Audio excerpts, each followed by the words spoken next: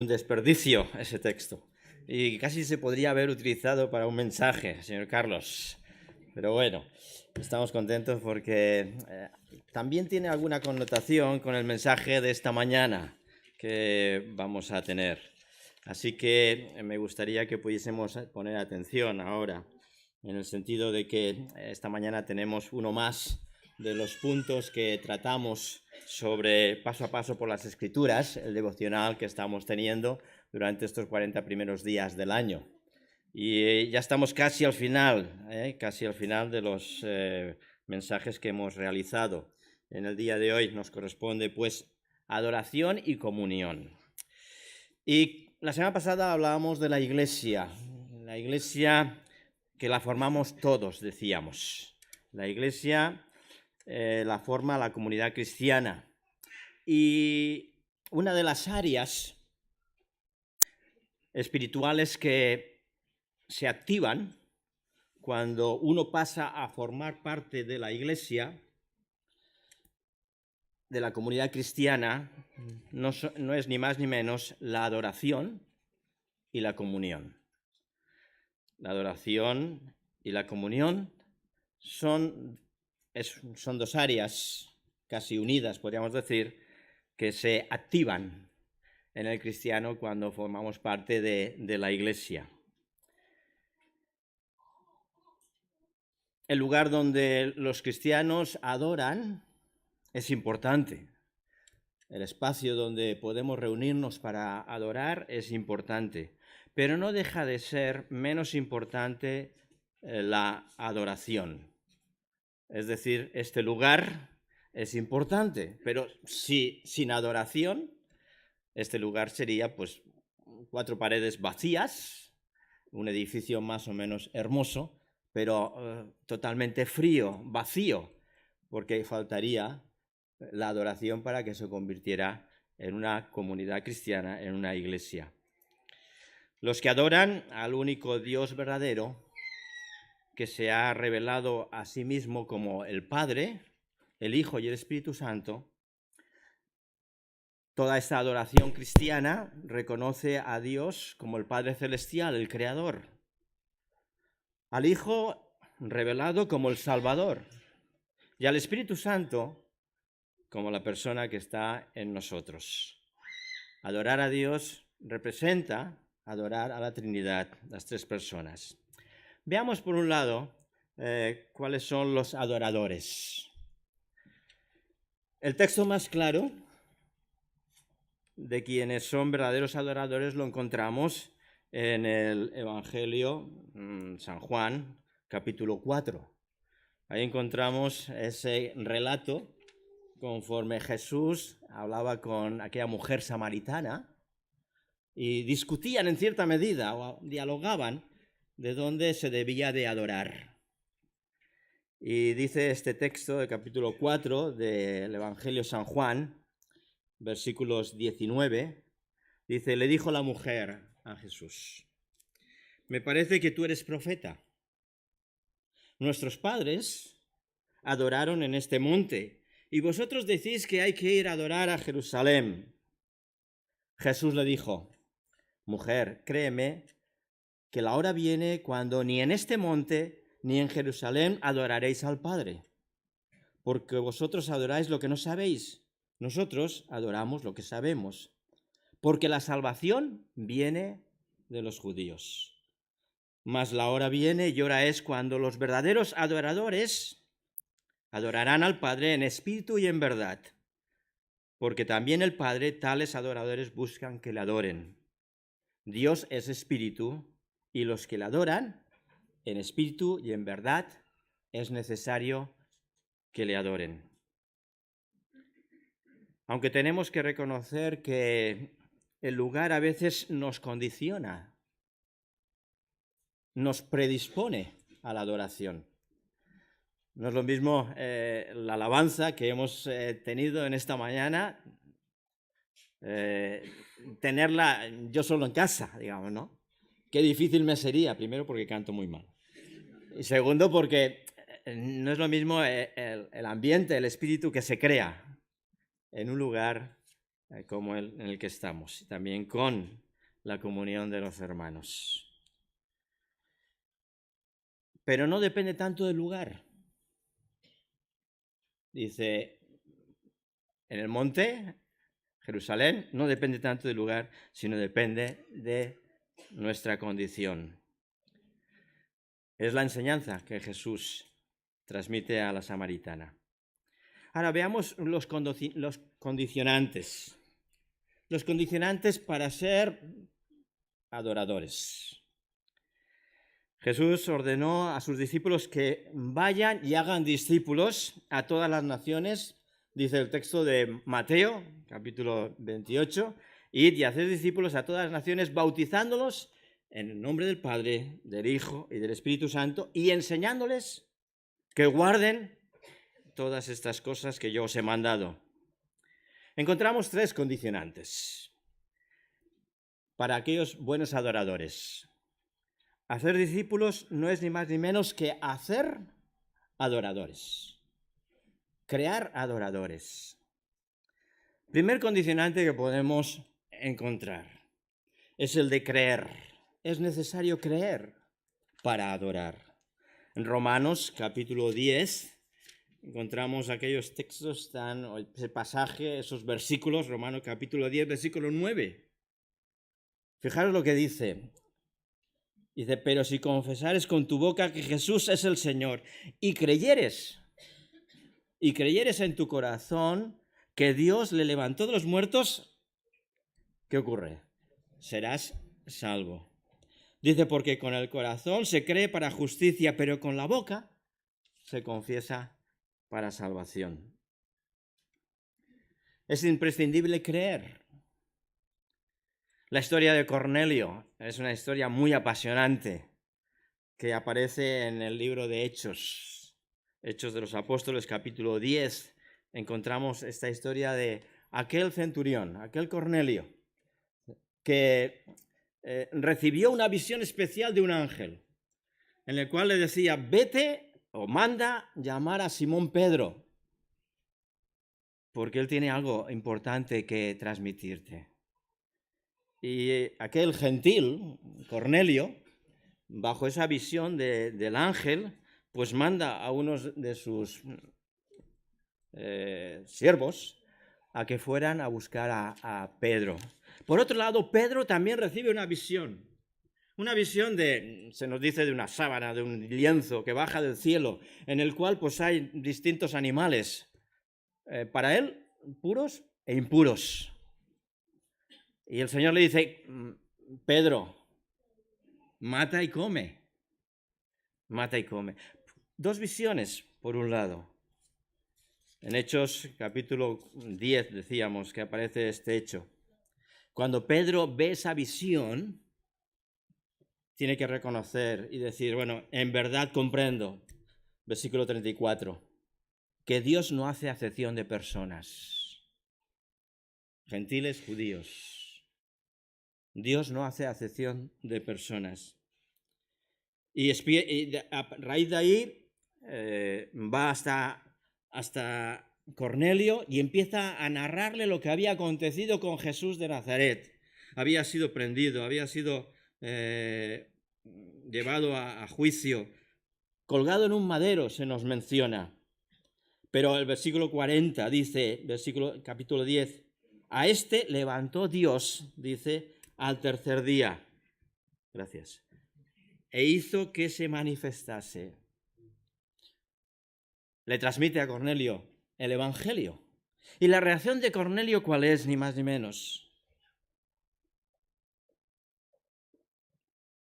Dice, mientras una hablaba Pedro, versículo 44, estas palabras, el Espíritu Santo cayó sobre todos los que le oían. Entonces Pedro, creyeron, atónitos, se nos dice. Entonces Pedro respondió, ¿puede acaso alguno impedir el agua para que no sean bautizados estos que han recibido el Espíritu Santo, también como nosotros? Y mandó bautizarles en el nombre del Señor Jesús. Así que el segundo condicionante que encontramos. El primero hemos dicho que era creer, recibir el Espíritu Santo. Haréis discípulos, dice el texto. Haréis discípulos para que crean, para que reciban el Espíritu Santo. Y los bautizaréis en el nombre del Padre, del Hijo y del Espíritu Santo. Segundo condicionante es bautizarse. También en este libro de Hechos de los Apóstoles, capítulo 2, encontramos el pasaje que después de la predicación de Pedro, pues dice el versículo 37, todos aquellos que habían oído el mensaje en su propia lengua, dicen, al oír esto, se compungieron de corazón y dijeron a Pedro y a los apóstoles, varones hermanos, ¿qué haremos? Y Pedro les dijo, arrepentíos y bautícese cada uno de vosotros en el nombre de Jesucristo para perdón de pecados. El deseo de bautizarse surge de una experiencia personal, de ese creer, ese nuevo nacimiento que hace el Espíritu Santo en nuestras vidas. Una nueva creación, de un deseo de cambiar, de mejorar. Se preguntaban, ¿qué debemos hacer? Pues el bautismo no es ni más ni menos que el significado, simboliza el ser sepultados con Cristo. Porque somos sepultados juntamente con Cristo para muerte en el bautismo, a fin de que, como Cristo resucitó de los muertos, también nosotros resucitemos para vida nueva, para vida nueva. El bautismo es importante. Jesús mismo dio ejemplo. ¿Has pensado en cumplir ese mandamiento? Podríamos decir. Si aún no lo has hecho, pues piénsalo. Si has creído, si el Espíritu Santo ha entrado en tu vida, un paso más para ser verdaderos adoradores o delante del Señor es bautizarse.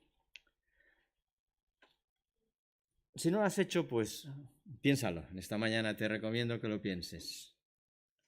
Y así podríamos tener, Dios mediante, un acto de bautismos que no es ni más ni menos que un testimonio a los que nos rodean de nuestra fe en Jesucristo. Bien, pasamos al tercer condicionante. Es servir. Dice que haréis discípulos, los bautizaréis en el nombre del Padre, del Hijo, del Espíritu Santo, y les enseñaréis todas las cosas que yo os he mandado. El servicio es un condicionante muy importante. En Juan, capítulo 13, el Evangelio de San Juan, capítulo 13, podéis encontrarlo en vuestras Biblias para que veáis que yo no me estoy equivocando. Capítulo 13, versículo 4. Es un pasaje que para muchos es conocido. Está Jesús con sus discípulos a punto de tomar la última cena con ellos, de compartir con ellos ese último día, la última cena. Y dice que se levantó de la cena Jesús y se quitó el manto tomando una toalla y se la ciñó. Luego puso agua en un lebrillo y comenzó a lavar los pies de los discípulos y a enjuagarlos con la toalla con que estaba ceñido. Versículo 14.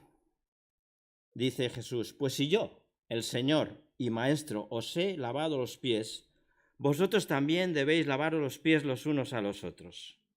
Porque ejemplo os he dado, para que como yo he hecho, vosotros también hagáis. De cierto os digo que el siervo no es mayor que su Señor, ni el enviado es mayor que el que le envió. La adoración es un acto de servicio a Dios y a los demás. a consecuencia del regalo de la salvación que hemos tenido, de la gracia de Dios, del amor redentor de Cristo y de la presencia del Espíritu Santo en nuestras vidas, hace que el cristiano, el creyente, se sienta dispuesto a adorar mediante el servicio. ¿Crees que Jesús se rebajó a lavar los pies de sus discípulos? ¿Crees que fue un acto que no debía hacerse, que no está fuera de lugar? El maestro nos da ejemplo de lo que tenemos que hacer nosotros. Y un ejemplo de servicio, de adoración. Pablo, también en Romanos, capítulo 12 y versículo 1. Romanos capítulo 12, versículo 1, se nos menciona: así que, hermanos, os ruego por las misericordias de Dios que presentéis vuestros cuerpos en sacrificio vivo, santo y agradable a Dios, que es vuestro culto racional. No os conforméis a este siglo, sino transformaos por medio de la renovación de vuestro entendimiento para que comprobéis cuál sea la buena voluntad de Dios, agradable y perfecta.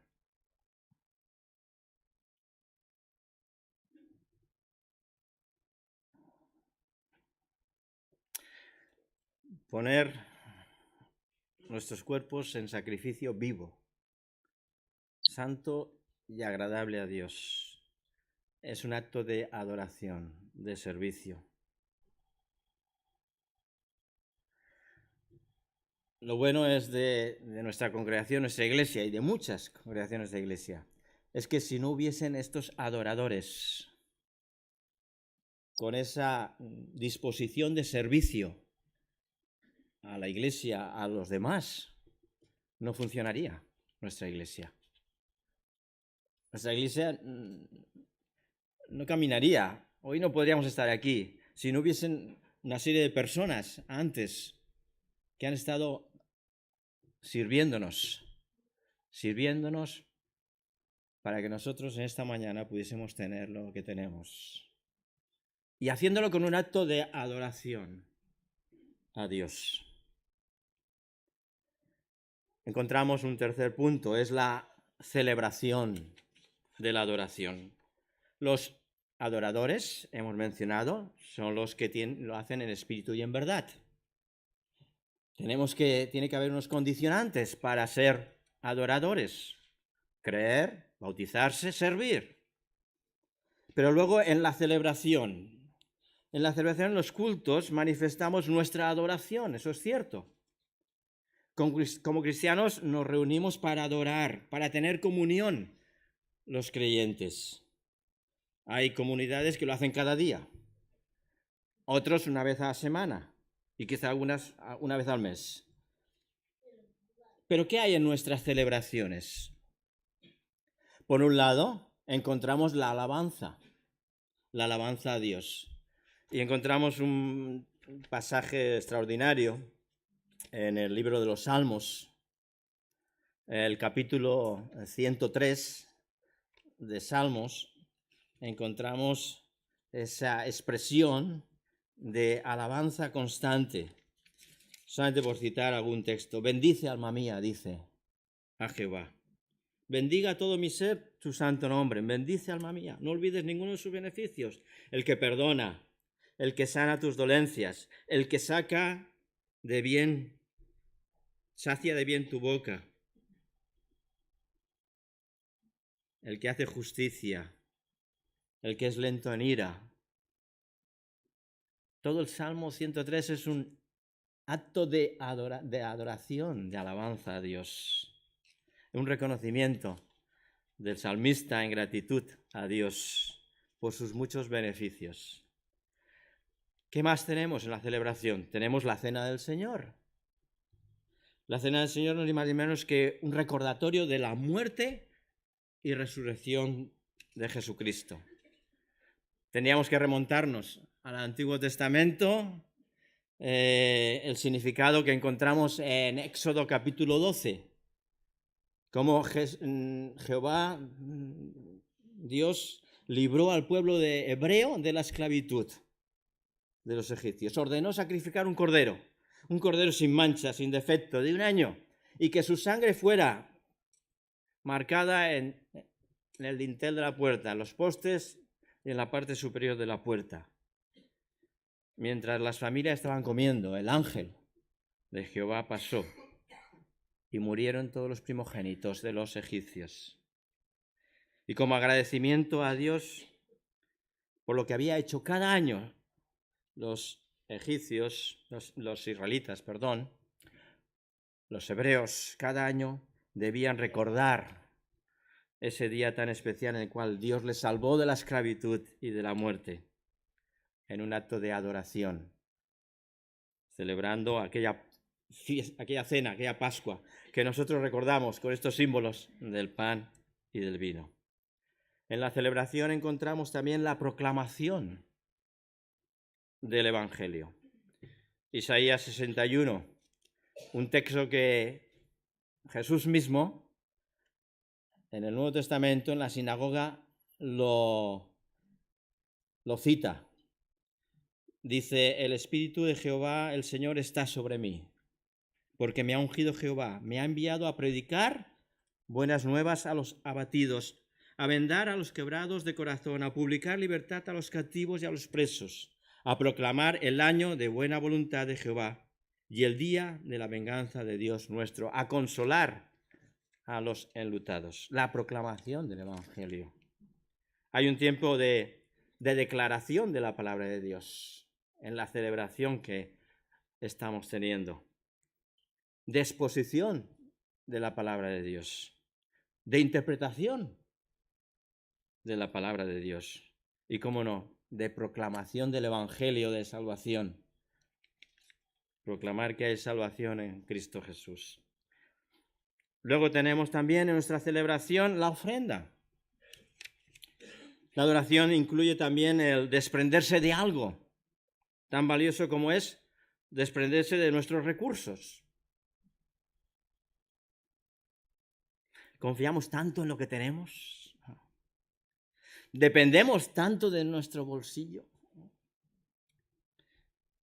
Pero aún así Dios nos pide que entreguemos parte de nuestros recursos económicos para su obra, como parte de nuestra adoración.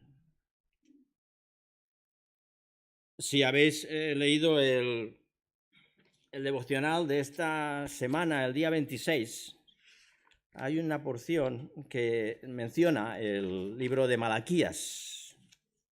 Y en la parte final de este estudio que realicé, pues dice, en este libro de Malaquías verás, si lo lees, verás que no tiene ningún desperdicio. Y os voy a dar 3 consejos. Dice: dale a Dios lo que es de Dios. Él te lo recompensará. El segundo: paga tus deudas y tus facturas a tiempo. No debas nada a nadie. El tercero: y ahorra el 10% de tu dinero para que no tengas que pedir. Si sigues estos consejos, si seguimos estos consejos, tendremos bienestar económico. Si quieres disfrutar de una buena economía en tu casa, sigue estos consejos. Se dice que aquella viuda entregó 2 moneditas, ¿no? Una monedita, una blanca, la que yo tengo por aquí, como podríamos mencionar, 1 céntimo. Bueno, no lo veis porque es muy pequeño. Pues aquella mujer puso en la ofrenda del templo aquella moneda. Y no la puso en la ofrenda del templo, la puso en el cielo. En el tesoro del cielo. Y alguien ha hecho un cálculo. Ha hecho un cálculo el siguiente. Dice: si aquella moneda que puso aquella mujer en aquel lugar puesta en un banco, en el banco del cielo, pues hoy en día aquella mujer, al 4%, es muy alto ahora, pero bueno, es el cálculo que han hecho, al 4% tendría ni más ni menos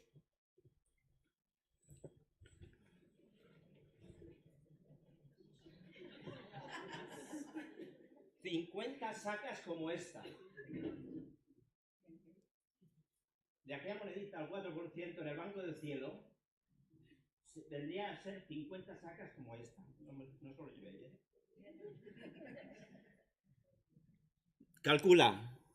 4.8000000000000 euros. Así que cuando tú pones el dinero en la bolsa, no lo estás poniendo aquí, lo estamos poniendo en el banco del cielo. Y eso es adoración. La adoración, como mencionamos, pues la celebración, tanto la alabanza como el compartir el pan y el vino, el proclamar la palabra, el predicar la palabra y la ofrenda es un acto de adoración.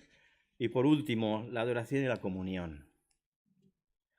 Tanto una cosa como otra van unidas, no se pueden separar. Amarás al Señor tu Dios con todo tu corazón. Y sigue, amarás a tu prójimo como a ti mismo. El amor es la clave de toda moralidad. El amor verdadero hacia el prójimo solo puede venir de un corazón arrepentido, un corazón cambiado, un corazón transformado por Dios.